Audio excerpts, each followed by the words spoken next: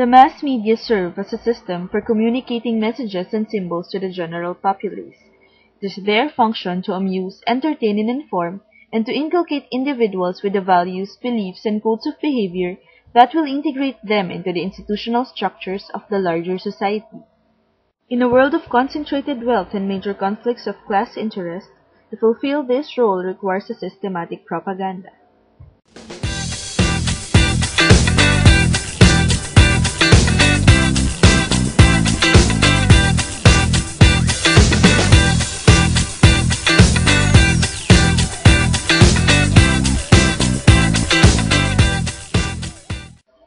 The essential ingredients of our propaganda model or set of filters fall under the following headings: size, ownership, and profit orientation of the mass media. The dominant media firms are quite large businesses. They are controlled by very wealthy people or by managers who are subject to sharp constraints by owners and other market profitable-oriented forces. They are closely interlocked and have important common interests with other major corporations, banks, and government.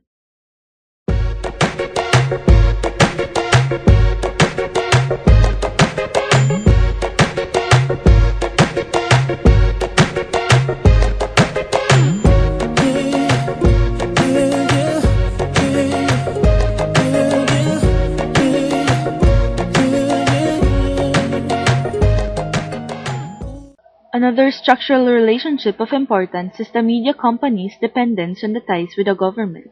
The radio TV companies and networks all require government licenses and franchises and are thus potentially subject to government harassment. Hey!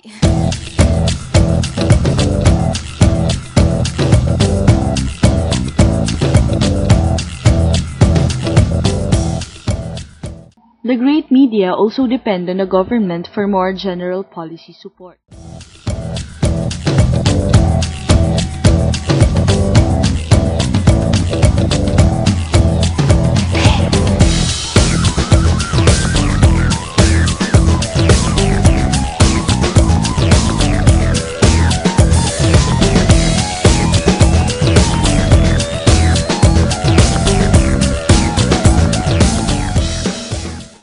The advertising license to do business.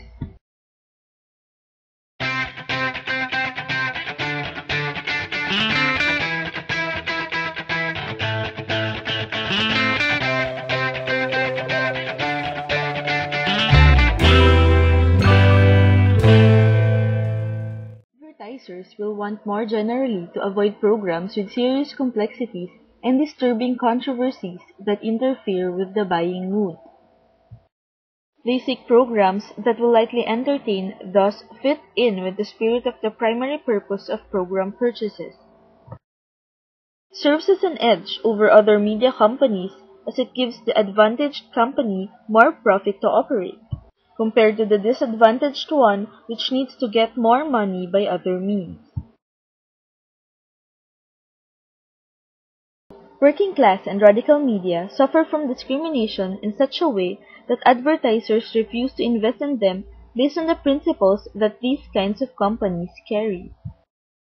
Advertisers avoid serious and controversial programs because it will interfere with the buying mood of the audiences. Thus, in a way, this will affect the kind of programs that media companies will produce, so that they would please advertisers and keep them coming. Sourcing mass media news.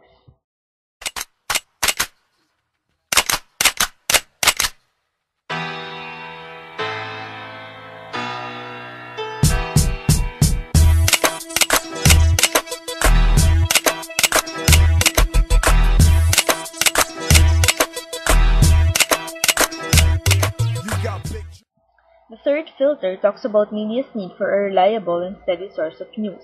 Because they cannot cover all events at the same time, they should choose the most practical places and events where they would spend their resources. One of the main sources of media is the official records of the government files for examples, and those given to them by individuals, especially politicians or big companies and organizations, like copies of speeches and forthcoming reports.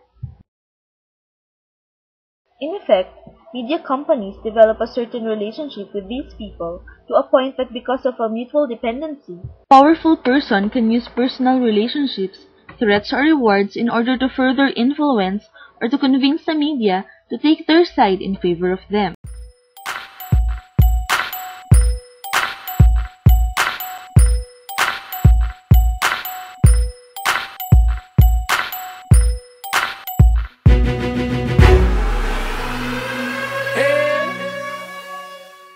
Flack and the Enforcers. Fourth filter talks about the threats and negative responses that the media can get. It may be because of the criticisms they throw to big businesses and individuals who has the power and resource to create flack.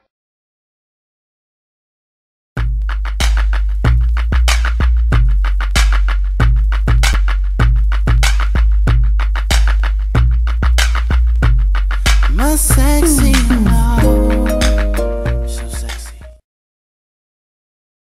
Flacks can be direct, which would include letters or phone calls from the White House or other individuals, or indirect, which would include complaining to stockholders and employees about the media.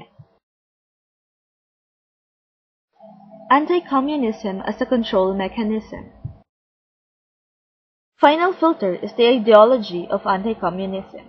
Communism as the ultimate evil has always been the specter, hunting property owners, as it threatens the very roots of their class position, superior status. The anti-communism propagated using the media is for the benefit of wealthy owners and stockholders, because communism threatens their class position and superior status. Thus, they should protect the present capitalism to stay in power. Because the owners of media companies belong to the upper class, they can find their way to inject these kinds of anti-communism campaigns in media and play out as if communism is the ultimate evil.